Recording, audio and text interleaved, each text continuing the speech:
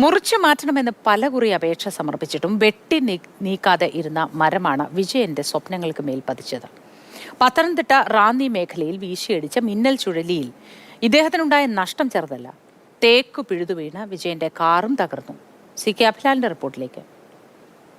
ഐക്കാട്ടുമണ്ണിൽ മേപ്പുറത്ത് വിജയന്റെ വീടാണ്. സമീപവാസിയായിട്ടുള്ള അപ്സരയുടെ പുരയിടത്ത് നിന്നിരുന്ന പടുകൂറ്റൻ തേക്കുമരമാണ് മൂടെ പിഴുത് അദ്ദേഹത്തിൻ്റെ വീടിന് മുകളിലേക്ക് വീണത്. കാർപോർച്ചിലുണ്ടായിരുന്ന കാറിന് കേടുപാട് സംഭവിച്ചിട്ടുണ്ട്. അതോടൊപ്പം തന്നെ വീടിൻ്റെ കോൺക്രീറ്റ് മേൽക്കൂരയ്ക്കടക്കം കേടുപാട് സംഭവിച്ചിരിക്കുന്നു. അടുക്കള ഭാഗം പരിപൂർണമായി തകർന്നിട്ടുണ്ട്. ഈ സമയം വിജയനും ഭാര്യയുമാണ് വീട്ടിലുണ്ടായിരുന്നത്. മഴയുണ്ടായിരുന്നല്ലേ?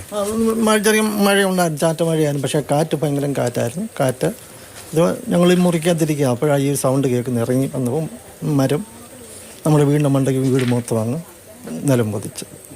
3 മുറികൾക്ക് മേൽക്കൂര, 3 മുറിയുടെ മേൽക്കൂര പോയി. അത് വാട്ടർ ടാങ്ക് അത് പൊട്ടിപ്പോയി.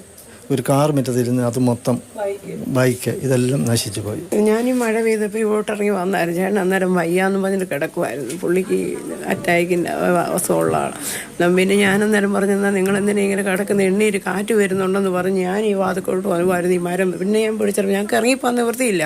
അടുക്കളക്കതവിൻ്റെ അവിടോട്ട് ഈ തേക്കിൻ്റെ ഇത് കിടക്കാൻ ഞങ്ങൾക്ക് അറിയാം. ഞാൻ പിന്നെ പിടിച്ച് വലിച്ച തേക്കിൻ്റെ കമ്പ് പിടിച്ച് കറണ്ട് പോയാലും ഇങ്ങനെ കിടക്കുമല്ലേ. പെരയ്ക്കകത്തെല്ലാം കൂടെ കറണ്ട് വങ്ങാവില്ലയോ.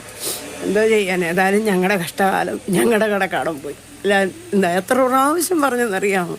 ആർക്കൊക്കെ പരാതി കൊടുത്തിരുന്നു? ആദ്യം 3 വർഷത്തിന് മുമ്പേ ഇവിടെ മുഴുവൻ കാടായിരുന്നു. അന്ന് ചേട്ടൻ കളക്ട്രേറ്റിൽ കൊണ്ട് കൊടുത്തു. അങ്ങനെ വന്ന കാടിൽ ഞങ്ങൾ നാട്ടുകാരെല്ലാവരും കൂടെ കൂടിയാണ് കൊണ്ട് കൊടുത്ത്.